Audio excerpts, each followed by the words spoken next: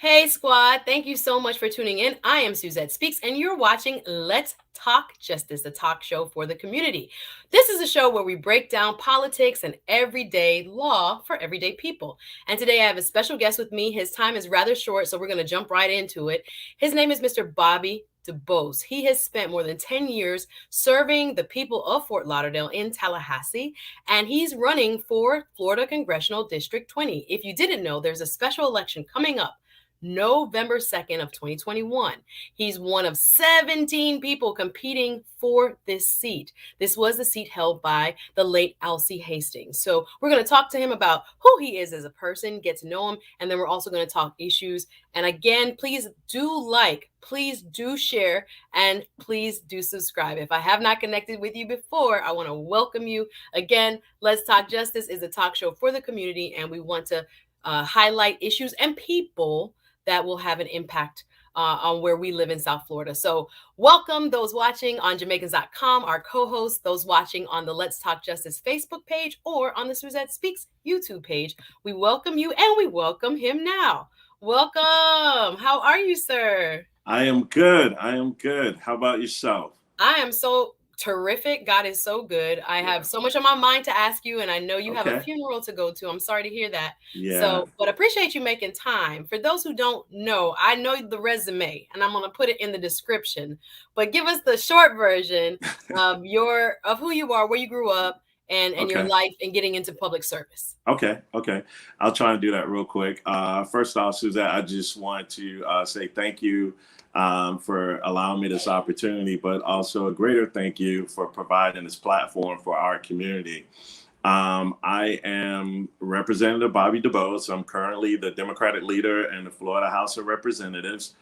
Prior to that, I served as a city commissioner in the City of Fort Lauderdale for approximately 6 years, where I took on different leadership roles, and we can get into some of that later.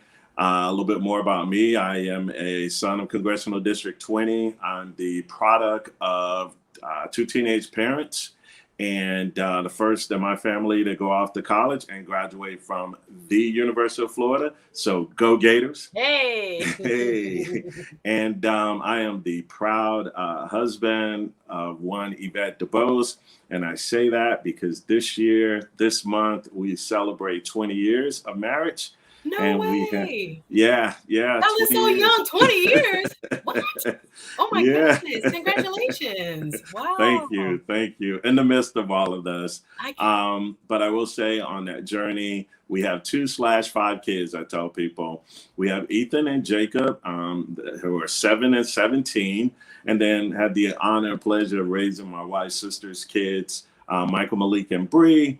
I came in their lives when they were 1, 3, and 6, and now they're 21, 22, and 26. And so that's the quick version of me, I think. I am shocked. Like I say, I'm looking at your family, and I've seen you, and I know you've adopted other young people into your family, and that you guys have been kind of a house full house. Well, it's getting empty now, man. It's kind of everybody getting ready to go off to school. Yeah, we have 2, and Ethan's a senior this year, and he's trying to go away far. He wants to be a pilot. He had his first solo flight this summer. So, and next year this time, there will only be 3. Oh my goodness! Look, you're getting your life back. So first of all. They job well done, sir. And I know it's a good and it's bad. I hear you. I hear you, because it seems like you guys are a very close-knit family. Shout out to your wife, Miss Yvette DuBose, and shout out to being married. I think that's it's in and of itself a big challenge and feat to accomplish. 20 years, and while you're in politics, I think you guys have probably faced even more of a complex journey. So I salute you, and I'm just really, impressed. Like so many people watching, checking in from Central Florida. Thank you. Y'all drop a comment. Let us know where you're watching from. Again, welcome to Let's Talk Justice. I'm Suzette Speaks, attorney here in South Florida, interviewing Mr. Bobby Dubose. He is currently a state House representative, the minority leader. So talk about, you came home from University of Florida, go Gators, and you decided immediately to get into politics, or what was that like? What was the impetus to get you going and deciding to serve? So it was more of a longer journey than that, and it actually goes back to my childhood. And I tell this story. This is really the whole story. I was probably about 9 or 10, and so my grandfather told me. He said, I want you to be a politician. And I told my grandfather, I said, absolutely not. There's no way I would be a politician. And we kind of laugh about it now because I tell people, be careful what you speak into your children's lives because you never know. And so, I think it was something my grandfather came in from Jamaica. And, initially at first, he didn't have his citizenship, but it was just very important. He always made sure we all, everyone in the family voted. And it was just something he took an interest in. And then just growing up in the community, I got involved. I was president of NAACP. So when I went out to the University of Florida, I became vice president of student government. And then when I came home, it just was a natural progression. And, my mom always told me to whom much is given, much is required. And then decided to move back to the community that had made me. And I still live there. I still live about 2 blocks off of 6th Strong. And I ran for office, city commission back in '09. And Wow. that's kind of the More journey. than So 10 plus years as a public servant as well. We are saying, hats off to you, sir. That is very concise of a story because I know there's so much more yeah, behind that story. And thank God Grandpa spoke a word over you. welcome. Isn't that how it happens? Our elders want us to be Yeah. something, and all of a sudden it's like, wait a minute, did I want that, or did they tell me that? But it's interesting. You kind of like follow that path. You start at the local level. What was it like serving on the city commission for the city of Fort Lauderdale? You did that for a while, commission seat 3. Tell us about your time there. Yeah, and so here's the interesting part because, being the only Black person on the commission and representing the entire city, but I ran in a district, and so the district that was neglected. And so it was, a plus and minus. The plus was it trained me for Tallahassee. The minus was I had to fight a lot for things in the district. Even the major infrastructure that was able to get accomplished in the 6th Strong corridor, and now it's like planting seeds, and now we're finally seeing it flourish. I remember one of the big fights that spoke to the time and speaks to the time now. 6th Strong, the name stopped at the tracks. It didn't go all the way to federal, and we were trying to, bring commerce. And I'm like, here's a major artery, and people are driving, and they don't know this is 6th Strong. And when I proposed that, there was such a fight on the other side of town. You saw the ugly, like what you see now is kind of pre-Trump. And we fought and we got it done and we got the name extended. So, serving in Fort Lauderdale, dealt with real issues and prepared me for Tallahassee. But, now when I look back and I see what's going on the 6th Strong corridor and, it's worth it. It's worth Yeah, it. and I want to give viewers kind of some context. Those who live in Palm Beach, this special election that's going to be for Congressional District 20 will be November 2nd, and it covers several cities in Broward County, Florida, which is where he's from, the heart of the city, Fort Lauderdale, or the county seat, I should say, and parts of West Palm Beach. So that is Boynton Beach, that is Pahokee, that is It's Belle Pahokee, Glade, West Palm yeah, Beach, West Palm Beach, Riviera Beach. Riviera. Yeah. So there are a lot of people that don't know Sistrunk. That's why I wanted to give a little bit more context. So Sistrunk is the historically African-American part of our city in Fort Lauderdale. And why it mattered that the name be extended into the eastern side of the corridor was that that side was going to be regentrified and was actually, experiencing a lot of development, etc. And so one side wanted to keep the name. And tell us who Dr. Sistrunk is for people who don't understand Dr. Six this Chunk was battle. the first Black doctor that delivered, thousands of babies. Almost every African American over a certain age in Yeah. Fort Lauderdale. And Yeah. so, Suzette, let me say this. Although we talk about Sistrunk and Broward, but there is a Sistrunk in every county, in Yes. every city. There's and when I talk about the Black community, no matter where you live, there are similar experiences. There was a time when they built I-95, it went through the Black community. There was a time when we were restricted, because of the railroad tracks at night, you couldn't find yourself. So there is a six strong everywhere up and down this state in this country that has a different name. And so when we think about it, everyone can think about that area in their community. And I bet you there are similar stories and similar fights, and there are similar pioneers like Dr. Absolutely. Sistrunk. In fact, the funeral that I have to attend is George Burroughs, who's another pioneer who was the first Black electrician. And his family still has the license he gave to only operate and do business in the color part of town. So, Wow. and, History.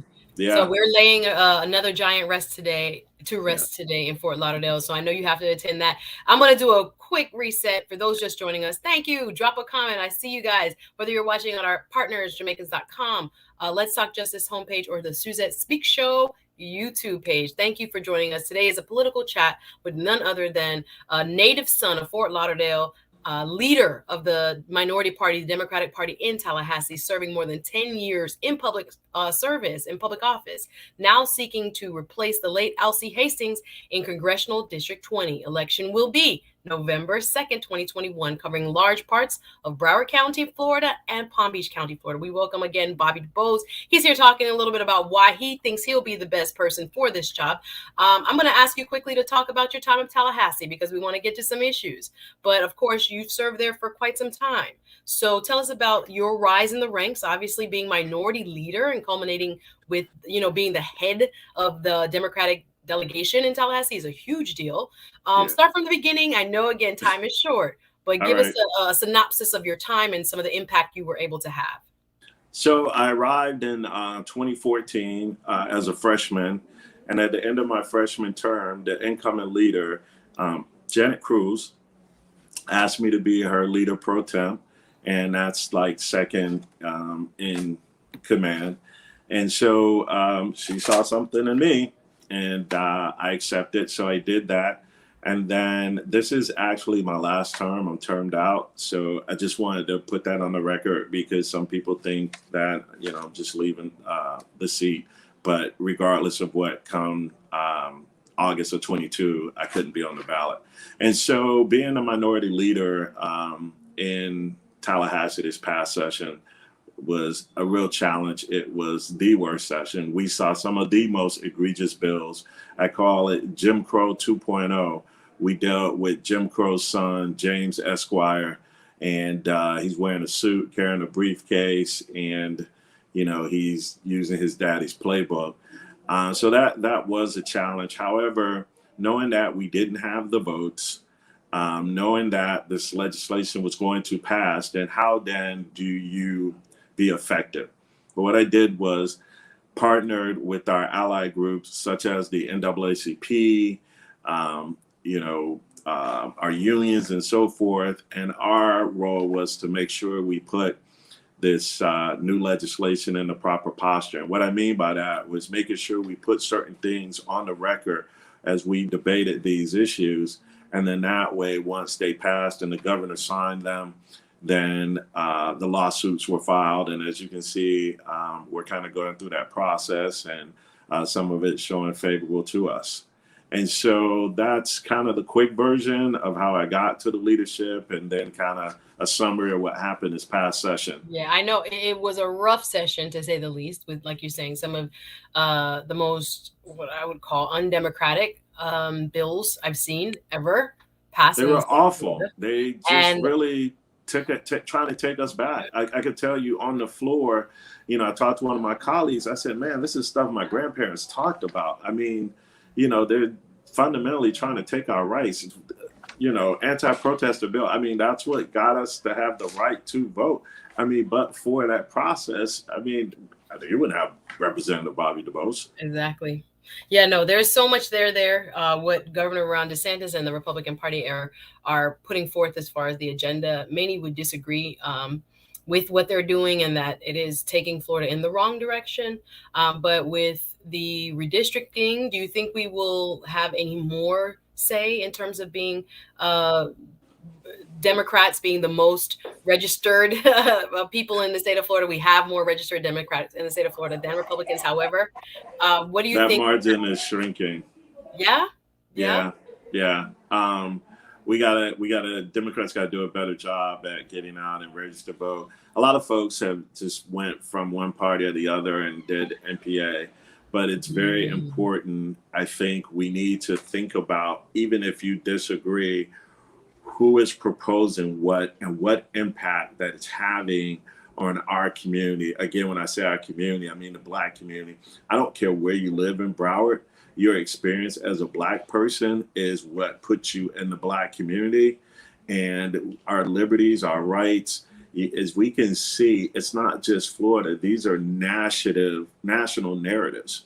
We see what happened in Texas, with the attack on women, and today is Women's Reproductive Day, and each such. And so we have to look at this in a comprehensive way, and we need to understand that we have to stand united and we have to fight collectively, or they're going to continue to pick us off, one state at a time, and build the national narrative. So it's Yeah, very we have a important. lot of work to do. So tell me about your vision for this district. Why run? Obviously, you're termed out. Why do you think you're the best person? And then I'm gonna go kind of issue by issue and just ask Okay. you where you stand and what you plan to do if sent to Washington D.C. So why now and why this seat? Why are you the best person? So, for me, I get some folks have been courting the seat for a while, and everyone talks about their relationship with the congressman. And that's the great thing about the congressman. He had a way of making everyone feel special just because he was an amazing guy. And I don't think that myself or any of us can replace him, even collectively. The shoes are just too large. You're talking almost 30 years, his body of work. And part of the reason why I'm running is the congressman passed, leaving a void, and I think that the experience that I have leadership wise, not only on the local level, serving the city commission, serving in that capacity, and the things that I've accomplished, but also on the state level. I think this past session prepared me most for being able to arrive in DC day one, ready to hit the ground running. And what I mean by that is that, when I got to Tallahassee in 14, we said, oh, we're not like DC. We're very much like DC, very polarized, very divided. But however, in the midst of all of that, I've still been able to pass key legislation that will have a positive impact, not only on the district, but the entire state. And just let me explain a couple of them for you. One has to do with education, and that's students with disabilities. A legacy bill that's been trying to get passed for the past 15 years in Florida. I've had it for the past 3. It protects some of our most vulnerable. Restraint and seclusion. We now have protections in place. Some of these students come home, they can't verbalize, they're coming home with bruises, some even bloody. And now that piece of legislation is codified in state law that protects some of our most vulnerable. In fact, they're trying to pass similar legislation in DC. So I'm really excited about taking what I've been able to accomplish here in the state of Florida and being able to go to DC and apply that same type of protection for all of our students with special needs throughout this country. Another piece of legislation in the health field arena, I passed a piece of legislation that creates a rare disease advisory council. And rare diseases disproportionately affect women and women of color. And this was very personal to me because I lost my mom to a rare disease, scleroderma. And so now there's a platform where the medical community can come together around these diseases and educate. And, for me, my mom will never be able to benefit from what is now, codified into law, but to know that other people may not have to experience that. Watching my mother being misdiagnosed for 18 years was not an easy thing to do. The third piece of legislation that I was able to pass has to do with institutional racism. So in the state of Florida, to be an insurance adjuster, you have to pass take a state exam. However, there's about 7 companies that's in the statute that if you take a course with them, you don't have to take the state exam. You're waived. Well, none of those companies owners look like you and I. However, a sister came to me and brought this to my attention, and so I was able to pass legislation that now that's signed and codified into law, that this sister has the same opportunities to offer a course, and then when you finish, you don't have to sit for a state exam. Now that's very important, because regardless of as much as you say, hey, I want to support Black businesses and I want to go there, and if you say I can go to this company and take this course to prepare me, or this company, and one company, when you finish, you got to take an exam that you may or may not pass. Most people are going to go when they're done the waiver. But here was great. What I loved about her initiative, she is building a curriculum to go in and target, our, students in our communities who may not be on the college track, and who can take a course and have a state exam, which could set them up to potentially in their first year make 6 figures. And so I bring that to your attention, because as much as we have to fight, and people say we fight, and we do fight, we also still have to produce. We also still have to pass legislation. And that's what I did. I'm not telling you what I'm gonna do. I'm telling you what I've done in a very toxic climate. And then that same very toxic climate in DC, that's why I feel this is the lane that I can ride in, that makes me the most prepared, battle tested, to go to DC day one and hit the ground running. Thank you. Again, there are people that have never heard of these issues, and I'm glad you're bringing them to light, because we are appreciative of when, equal access bills, where people don't even know that there is kind of this institutionalized barrier that exists. I'm glad you are, doing the work and making sure that when there are parts of our economy or opportunities that are seemingly blocked because they're already kind of like a given set of circumstances that allow other people to excel more so than us. Right. It's a great thing to be able to address it and redress it. And I want to ask you about some other stuff. And I see some questions in the chat, and I know we only have about 10 minutes. So I'm going to fast forward. I see. Thank you for watching, Miss Sandra. She asks, are Democrats taking the vote of Black folks for granted? And I see another question here. Thank you, Alonzo. Can you get rid of the fingerprint requirements? I'm an insurance broker and apply and pay for a license, and I have my NPN. They won't access my national. That's a specific question. I'm going to let Representative DuBose come back in the chat, and he can go through each person's. And if you're watching the replay, I'll send him the link, and he can respond to you guys individually. What about the Black vote in as I guess Democrats at large? Do you think they're doing enough in Tallahassee? Now you're going to DC. In DC to address the needs of this large, swing vote, where we've been talking about the John Lewis Voting Rights Act. We've been talking about the George Floyd bill. What's happening? Are we neglecting the very base or the swing vote that made the difference for President Biden? What are your thoughts, and what can you do about it? That's the $1 million question. As much as the administration has done, and listen, they've done some things. So I'm kind of in the posture of giving them, if I had to grade them, a C. But there's a whole lot more that needs to be done, and it definitely needs to be done in the Black community. I mean, you talk about the George Floyd bill, you talk about the John Lewis Act, all those things. Absolutely. So you support those things? You support the infrastructure bill? Infrastructure bill? And the spending bill that the House progressives now have been kind of holding out on, are you in agreement? Are you more progressive? Are you more moderate? Where do you stand? And will you become a part of that caucus, do you think? I think I would join the progressive caucus. I just think the term is kind of relative, right? Because when I talk to some older folks who are not viewed as progressive, but they tell me in their time, when they're like civil rights icons now, they were viewed as radical and very progressive. Listen, they're doing that's part of the process. Yeah. To push the agenda. So, I definitely feel that the bill will pass. It's always a matter of what will it look like? And so when you have how much money is going to be cut? How much money is going to be cut? And so, I agree with, the bill. I think that the Progressive Caucus is towing the line for things that are very important for, middle class America or the average working person.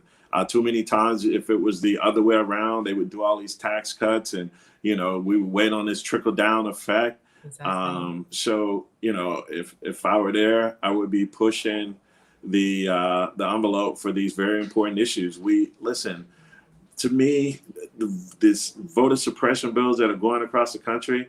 I mean, John Lewis, we have to get that done. If we got to get rid of the filibuster, then so be it. It calls for drastic times. When you think about our rights are what's at stake. Why are we fighting for things that our ancestors shed blood for? All over again. I'll finish that statement for you all over again. All over again. Rehashing that we wouldn't need John Lewis Voting Rights Act if the previous one wasn't gutted. So you're Right. putting back things in place Right. that were already there after these Supreme Court justices have That's now made this law devoid of its power, which is what was needed in 68 to make sure people were treated equally at the voting booth. But you're removing things. I can't even get on this soapbox here. Let's get into some issues. I can't even get it because now you're really fixing a problem that you've now created. The bill already was strong, right? The Voting Rights Act. But here we are again. Okay. So just again, welcome those watching in Palm Beach County and Broward counties. I want you to pay specific attention. There are 17 candidates in a race that will take place. The primary is on November 2nd. You were watching Mr. Bobby Dubose. He is Florida State House Representative and the Minority Leader, and he is one of the candidates. He's making the case for why he will be the best person for the job. Please drop a comment, please like, and please share so other people will get to know him and where he stands on the issues. Again, Florida Congressional District 20 is 713,000 people strong, majority female, 51%, majority African American, 52.9%. Also healthy Hispanic population, 40% white. Unemployment 17.1% though. Median household income 35,000, and the graduation rate for high school 78%.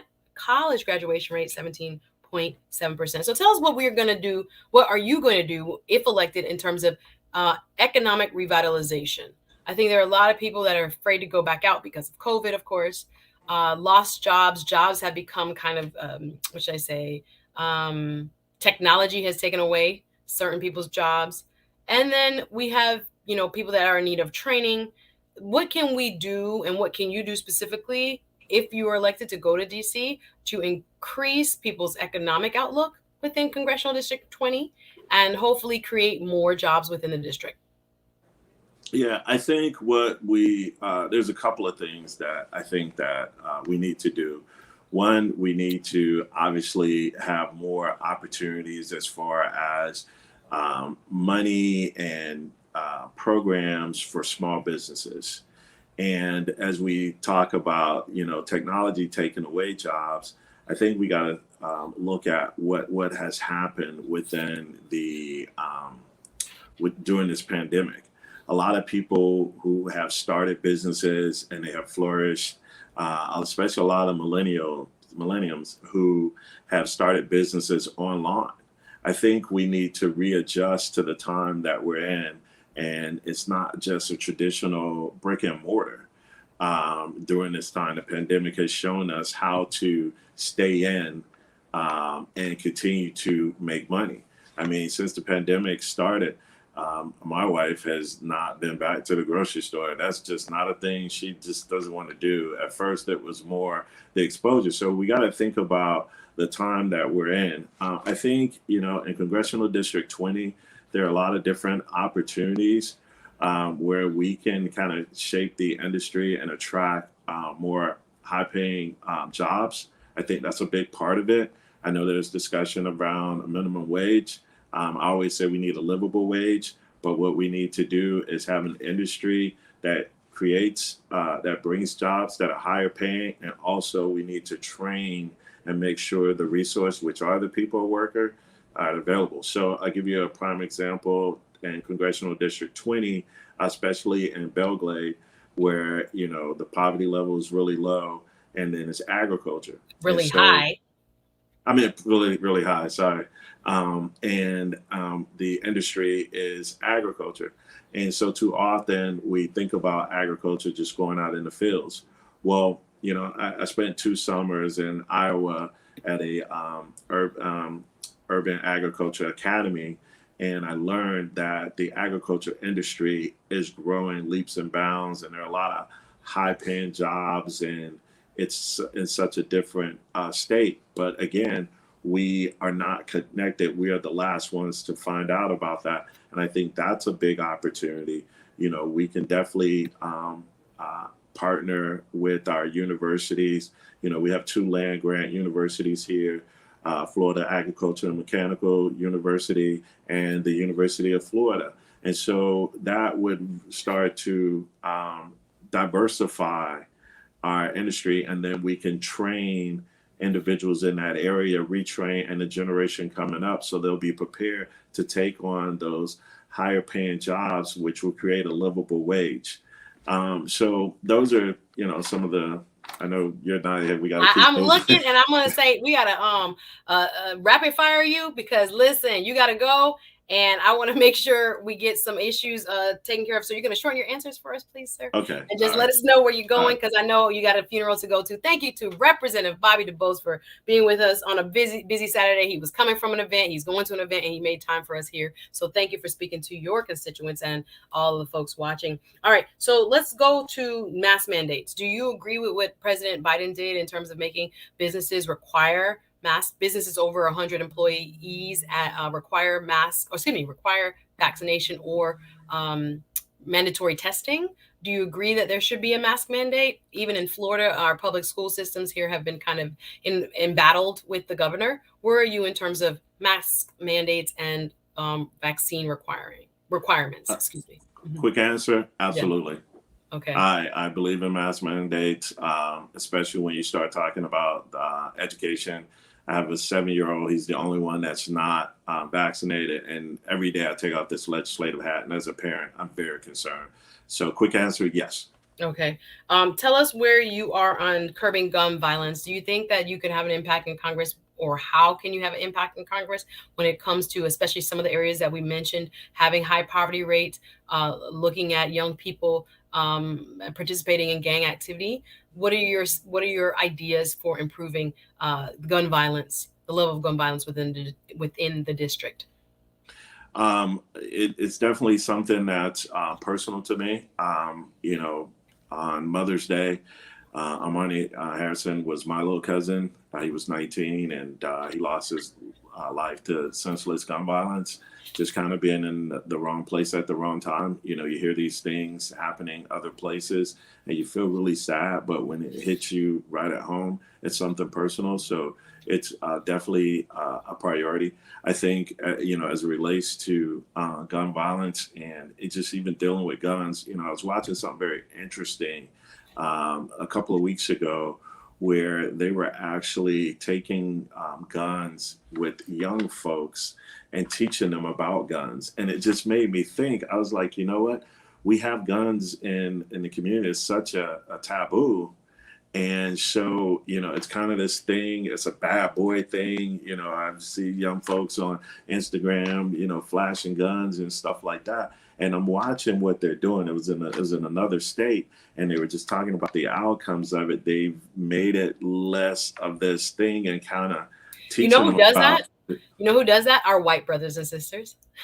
When you go to the gun range, they got their 10-year-old, their 12-year-old, their 16-year-old learning about guns and practicing to use them and learning proper safety. You might be onto something there. I'm going to pivot a little bit, but you might be onto something there. Let me ask you about climate change. Let me ask you about reparations, and I guess I'll finish with our foreign policy. Where do you think we should be in terms of policy on Haiti? So let's start with climate change. This is rapid fire. Once again, thank you for dropping his website, Ms. Sandra. What do you think about climate change, or what can you do from this position, if elected, to help address it?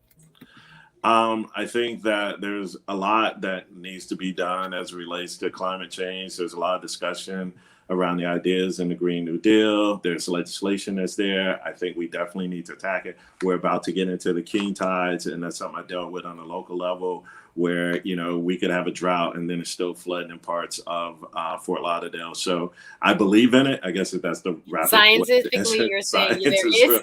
And so there's a lot that needs to be done. And yes. What about reparations, sir? Where do you stand on reparations? Should the U.S. government participate in any form of reparation? If so, what kind? You know what? I'm going to say absolutely. Because, too many times we show a difference, and this might be a segue to lead into the immigration, but we brought Afghans over here, about 95,000. We've given them jobs and houses, and I heard over in Texas, cars, and so we're doing all of this, and so there is room to give. Now, what form does that come in? I think there needs to be a discussion, but there's so many ways that we can do things that I think would definitely directly target and benefit the Black community. And I think in so many ways, not only through reparations, but now that Democrats are in power, and we all know who came and showed out and helped Democrats get into power in DC, it was Black folks, and more specifically Black women. So I think that there's definitely stuff that is owed to us on two fronts. And then I know you want to get into Haiti and what's going on. And so I use that as a segue because it just blows my mind how we have brought people in and giving them green cards. And then, we just have a bad history with how we address Haiti. I think we got to do much better. I think we do it as a country. I mean, that infrastructure over there is fragile, not only from the government standpoint, but just, the earthquake, the storms. I mean, the list goes on and on as it relates to. So I think to boil you down, we should be allowing Haitians to apply for. Yes, asylum, the process that's there. Yes, absolutely. And Haitians I think we should go, excuse me for interrupting. Should we be sending Haitians back to Haiti, as we've heard and reported? No. Mm-hmm. No. I that's why I was drawing the contrast because there's 15 or 20,000, and you hear these reasons, and they send these white men out on horses that remind you of, again, we're moving back in time. And then again, we don't have pictures of it, but we know that we're bringing the Afghans in here and we're giving them, and they're getting good jobs. I mean, and from what I'm hearing, they're getting Amazon jobs. So they're making more than $15 an hour. So, absolutely, the U.S. needs to be consistent in their process. But again, we live in two Americas. And there's a difference, and racism exists even in our immigration policy. It's not new. I mean, we had wet foot, dry foot. We knew what that looks like. And Miss Suzette Berlinski said, why haven't the Clintons been arrested for what they done? Well, listen, you get into a whole nother band of words. We have literally 10 seconds. Can you make your closing argument or your closing statement, sir? This is Representative Bobby Dubose. He's on his way to a funeral. He is also running for Florida Congressional District 20. If you live in Broward County, Florida, Palm Beach County, Florida, you have an election this year, 2021, on November 2nd. Please make sure you check with your supervisor of elections website to know if you should be voting and where to vote. Go ahead, Mr. DuBose. Thank you for being with us today. Hey, Suzette, I want to, again, thank you for allowing me this opportunity to come and have just a very, open discussion so folks can get a better sense of who I am. But I do tell people, listen, I am just a regular guy who got an opportunity to go off to college and decided to come back home and give back to my community.